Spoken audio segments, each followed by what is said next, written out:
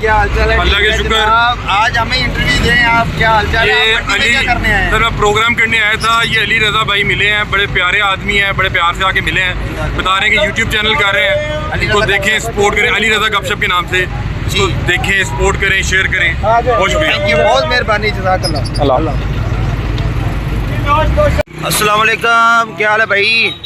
ठीक हो? ये क्या चीज़ लेके आ गए मंडी में? इतने लंबे सींग या पाकिस्तान से है, भाड़ी बकरा है। तो इसके कितने पैसे मांग रहे हो? इसका भाई डिमांड 2.5 लाख। 2.5 लाख रुपया। तो मुंह से क्या है? चौका है। अच्छा, तो इसके सींग ऊपर से ऊपर जाने चाहिए, इसके कैसे हैं?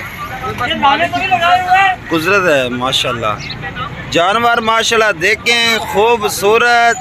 मंडी में इस तरह का जानवर पहली बार आपने देखा होगा, इस तरह का इतने लंबे लंबे सींग, जैसे वो थ्रेशर होती है उसके अंदर।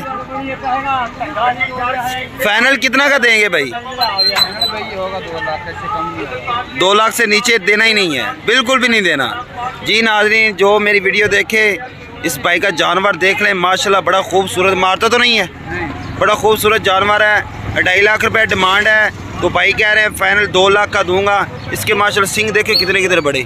आप लोगों ने कभी इस तरह का जानवर देखा ही नहीं होगा। मैंने ज़िंदगी भर पहली बार देखा जिसके सिंग इस तरफ है। माशाल्लाह खूबसूरत भी है।